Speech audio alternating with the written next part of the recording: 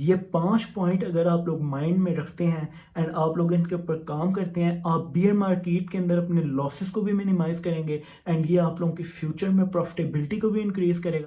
How to reduce loss in a bear market. Guys ये वो important topic है जो कि आप लोगों की ट्रेडिंग को टोटली चेंज कर सकता है। अगर आपने लॉसेस को हैंडल करना सीख लिया कि आपने किस तरह बड़े लॉसेस से बचना है, ये वो चीज़ है जो आप लोगों को लॉन्ग टर्म में प्रॉफिटेबल ट्रेडर बनाएगी। एंड ये वो चीज़ है, एंड ख़ास तौर पे ये पॉइंट्स जो मैं आप लोगों से अभी शेयर करूंगा, ये सिर्फ आपको एज अ ट्रेडिंग जर्नी के अंदर आपको नहीं हेल्प करेंगे।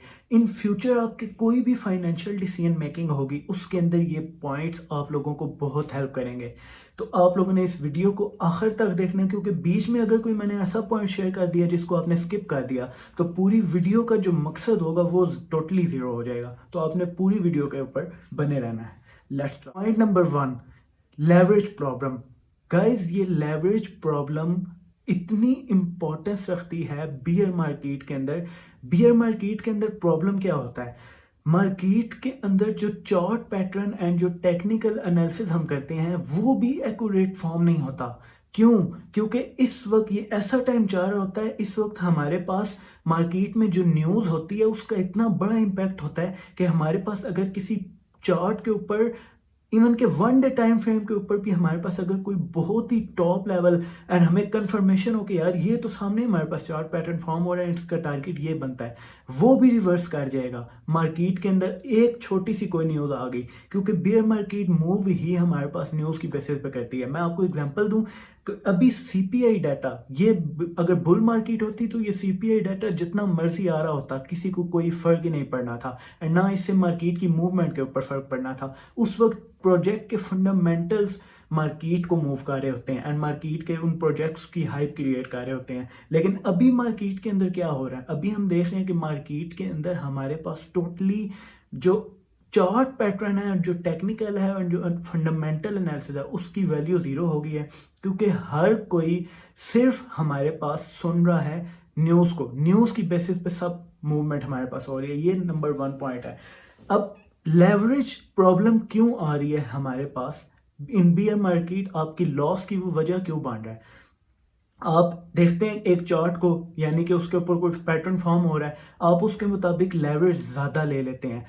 उतना लेवरेज आप ले लेते हैं जिसको आप मैनेज नहीं कर सकते, यानी कि आपने अपने लॉस की रेशो को इंक्रीज कर दिया। अब यानी कि आपने एग्जांपल 5x 10x 5x चलो लेवरेज लिया है, ये ओवरऑल अगर हम देखें तो इतना ज़्यादा नहीं है, लेकिन बेयर मार्केट में ये भी ज़्यादा है, क्योंकि जो मूवमेंट आप एक्सपेक्ट कर रहे होते हैं कि मार्केट क्योंकि साइडवेज मूव कर रही होती है बियर मार्केट के अंदर, तो जो मूवमेंट आप एक्सपेक्ट करते हैं कि यार यहाँ से मार्केट क्योंकि ये चार्ट पैटर्न बन रहा है तो यहाँ से मार्केट इस डायरेक्शन के ऊपर मूव करेगी, लेकिन जब मार्केट वहाँ से अपोजिट डायरेक्शन में मूव करती है तो एक्चुअल में उस वक्त जो हम बड़े लॉसेस करते हैं वो हमारा सबसे बड़ा पॉइंट बनता है हमारे ओवरऑल जो पोर्टफोलियो उसको डिक्रीज करने के अंदर।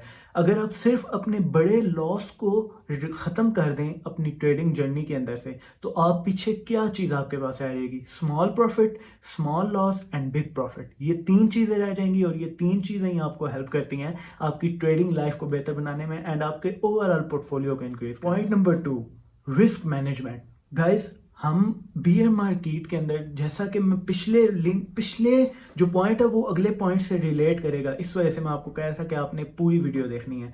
अब रिस्क मैनेजमेंट क्या चीज़ होती है, वो ये होता है कि आप कितने परसेंट पोर्टफोलियो को कह सकते हैं कि यार इस इतना परसेंट पोर्टफोलियो जो है ये मैं लॉस करने को रेडी हूँ एंड इसके ऊपर इतने परसेंट गेन मुझे आ सकता है, चाहे वो स्विंग ट्रेडिंग के थ्रू करें या इंट्राडे ट्रेडिंग के अंदर करें।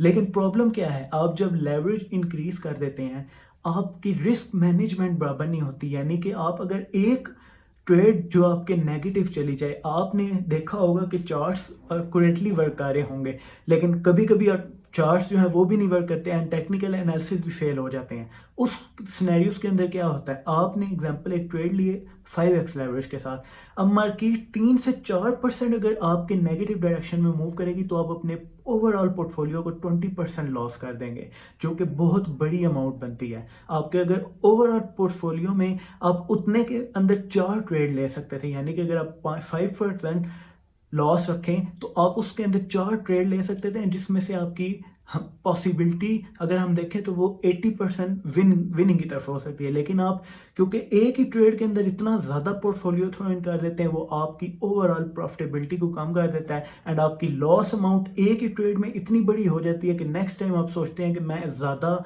जो है मैं इससे ज़्यादा लेवरेज लूँगा ताकि जो मेरा पिछला लॉस है वो भी रिकवर हो और मुझे प्रॉफिट भी हो। ये चीज़ आप लोगों को बियर मार्केट के अंदर लॉस का बायस बनती है और आपके ओवरऑल पोर्टफोलियो को कम करती है। गाइस, मैं नेक्स्ट पॉइंट के ऊपर जाने से पहले आप लोगों से एक बात करना चाहता हूँ। अभी मैं जिस पॉइंट के ऊपर हूँ अभी मेरे अराउंड, अगर ओवरऑल मैं अपने चैनल की बात करूँ, मैंने हर प्लेटफॉर्म के ऊपर ओपन किए हुए हैं, Instagram, Facebook, YouTube, TikTok etcetera. मेरे पास अभी जो फॉलोअर्स हैं वो अराउंड 4 to 6 के अराउंड बनते हैं, लेकिन जो मेरी व्यूअरशिप है वो 30 से 50,000 के बिटवीन है हर मंथ की। यानी मैं अभी भी देखूं तो मैं 4 to 5x अपने जो मेरे पास फॉलोअर्स हैं उससे ज़्यादा लोगों तक रीच कर रहा हूँ। लेकिन इसको बढ़ाने कौन बढ़ा सकता है? सिर्फ आप हैं जो कि मेरे इस चैनल को ग्रो करने में मेरी हेल्प कर सकते हैं। एंड आप लोग अगर चाहें तो इस चैनल को अपने फ्रेंड, फैमिली एंड जितने भी आपके रिलेटिव्स, इनर सर्कल या आपके फ्रेंड्स जिनसे भी आप उनको शेयर करें ताकि उन तक भी ये इंपॉर्टेंट इन्फॉर्मेशन पहुंचे एंड वो भी इससे फ़ायदा उठा सकें। जो चीज़ आप जिस तरह समझ रहे हैं वो आपके फ्रेंड्स या आपके कोई भी फैमिली मेम्बर वैसा नहीं समझ पाएगा, क्योंकि आपका पॉइंट ऑफ व्यू लाइफ को लेकर डिफरेंट है।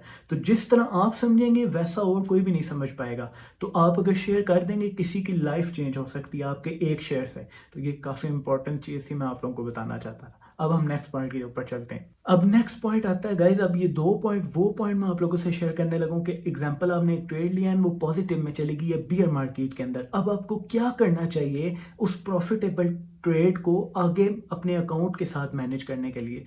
लेट्स सपोज आपको 15% का प्रॉफिट हो गया है। अब आपने एक ट्रेड जो 15% प्रॉफिट दिया उसको किस तरह मैनेज करना है। अगर आप उस ट्रेड को यानी कि आप मूव ही नहीं करेंगे और आप सिर्फ सोचेंगे कि नहीं यार मैंने सिर्फ अपने जो लॉन्ग टर्म मेरा पोर्टफोलियो है उसको मैंने इंक्रीज करना है, अपनी जो मेरी मेन ट्रेडेबल अमाउंट है उसको इंक्रीज करना है, तो आप उसके अंदर से कुछ भी इन रिटर्न निकालेंगे नहीं। एंड अगर नेक्स्ट ट्रेड के अंदर लॉस हो गया आपको, वो जो 15% आपने गेन किया है, तो आपको मेंटली काफ़ी ज़्यादा प्रेशर आएगा एंड आपको मेंटली भी वो काफ़ी चीज़ हिट करेगी कि यार शिट, मैंने 15% का प्रॉफिट किया लेकिन मैंने उसके अंदर से कोई चीज़ इन रिटर्न निकाली नहीं है। इसको सॉल्व करने का तरीका क्या है? इसको सॉल्व करने का ये तरीका है कि आपने एक सर्टेन अमाउंट रखनी है जो आप हर ट्रेड के बाद निकाल लेंगे। यानी कि आप वो अपने लिए रखेंगे कि मैं इतनी अमाउंट को यूज़ करूँगा अपने ओवरऑल एक्सपेंसेस को मेंटेन करने के लिए, एंड उसी विनिंग अमाउंट के अंदर से मैं इतने परसेंट पोर्टफोलियो अपना निकालूंगा जो कि मैं लॉन्ग टर्म होल्डिंग्स के अंदर डालूंगा, एंड बाकी इतना परसेंट जो रिमेनिंग रह जाएगा उससे मैं अपना ट्रेडेबल जो पोर्टफोलियो उसको इंक्रीज करूंगा। ये वो पॉइंट है जो कि मुझे खुद समझने में काफ़ी टाइम लगा था, एंड अगर इस चीज़ को आप इंप्लीमेंट कर देते हैं तो ये काफ़ी हेल्पफुल साबित रहेगा आप लोगों के लिए। गाइस, पॉइंट नंबर 4 जिसकी मैं आप लोगों से बात करने लगूंगा, ये भी काफ़ी इंपॉर्टेंट होगी। आपने बियर मार्केट के अंदर रिस्क को ज़्यादा बढ़ाना नहीं है। आपने सिर्फ उन प्रोजेक्ट्स के अंदर इन्वेस्ट करना है जिसके अंदर आपको गारंटी होगी। चलो गारंटी 100% नहीं होती, लेकिन आप प्रोजेक्ट के फंडामेंटल्स देख के बता सकते हैं कि ये आने वाले फ्यूचर के अंदर जब नेक्स्ट बुल रन आएगा तो ये कैसा परफॉर्म कर सकता है। आपने हमेशा अपना ज़्यादातर जो पोर्टफोलियो है उसको लॉन्ग टर्म उन प्रोजेक्ट्स के अंदर थ्रो इन करना है जिसके अंदर पोटेंशियल ज़्यादा है। ये बात याद रखिए। आपने रिस्क उन शिट कॉइन्स या उन चीज़ों के अंदर, अगर क्रिप्टो की बात की जाए तो उन शिट कॉइन्स के अंदर आपने इन्वेस्ट नहीं करना जिनका कोई यूज़ केस ही ना हो। अगर आप उन प्रोजेक्ट्स के अंदर इन्वेस्ट करना चाहिए जिसका कोई यूज़ केस हो। अगर यूज़ केस होगा तो उसके अंदर लोग नेक्स्ट बुल रन के अंदर इन्वेस्ट करेंगे एंड आपको फ़ायदा होगा। हमेशा आप लोगों को बियर मार्केट के अंदर इन्वेस्ट करना होता है, एंड जब बुल मार्केट की हाइप होती है उस वक्त सारे रिटेल इन्वेस्टर्स एंड जितने वो हाइप में आके ऐड करेंगे, एंड वो टाइम होगा आप लोगों का मार्केट में से आउट होने के लिए, क्योंकि आपने बियर मार्केट में इन्वेस्ट किया है, आपके पास अपॉर्चुनिटी है। जब उस वक्त हाइप क्रिएट होगी आप लोग वैसे ही 500 to 600% प्रॉफिट के अंदर होंगे, तो आप अपना प्रॉफिट जो है वो कैश आउट कर लेंगे। गाइज, अगर 5th पॉइंट की बात करें तो 5th पॉइंट है डाइवर्सिफिकेशन। आपको ये मेरा पॉइंट जो है ये पिछले पॉइंट के साथ को रिलेट कर रहा है। डाइवर्सिफिकेशन आपको करना बहुत ज़रूरी है। यानी कि अगर आपने देखा कि यार ये एक प्रोजेक्ट है, मैं इसके अंदर इन्वेस्ट करूँगा, इसके अंदर बहुत पोटेंशियल है, नेक्स्ट बुल रन के अंदर ये था। अब आपके पास अगर एग्जांपल $500 है, अब आपने ये नहीं करना कि मैं 200 या $300 इसके अंदर इन्वेस्ट कर दूंगा, क्योंकि मुझे तो पता है ये प्रोजेक्ट 2 सालों के बाद भी नेक्स्ट अपने बुल रन के अंदर काफ़ी बड़ा ह्यूज अमाउंट ऑफ मुझे रिटर्न दे सकता है। लेकिन आपने फिर भी उस प्रोजेक्ट के अंदर अपने पोर्टफोलियो का 10% से ज़्यादा थ्रो इन नहीं करना।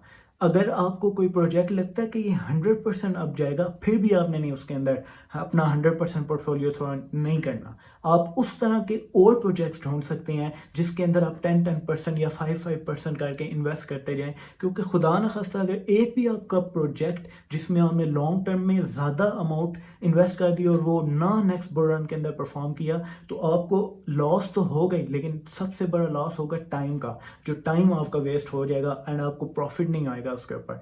इस चीज़ को माइंड में रखना। एंड गाइस, ये वीडियो इतनी थी। ये 5 पॉइंट अगर आप लोग माइंड में रखते हैं एंड आप लोग इनके ऊपर काम करते हैं, आप बियर मार्केट के अंदर अपने लॉसेस को भी मिनिमाइज करेंगे एंड ये आप लोगों के फ्यूचर में प्रॉफिटेबिलिटी को भी इंक्रीज करेगा। एंड गाइस, अब मैं आप लोगों के साथ एक अपॉर्चुनिटी शेयर करने लगा हूँ। अगर आप लोगों में से कोई इस चैनल के ऊपर न्यू है एंड वो काफ़ी अट्रैक्ट हो चुका है इस इंफॉर्मेशन को सुनने के बाद, नीचे डिस्क्रिप्शन में लिंक है आपकी, आप उसके थ्रू जाके अकाउंट बनाएं।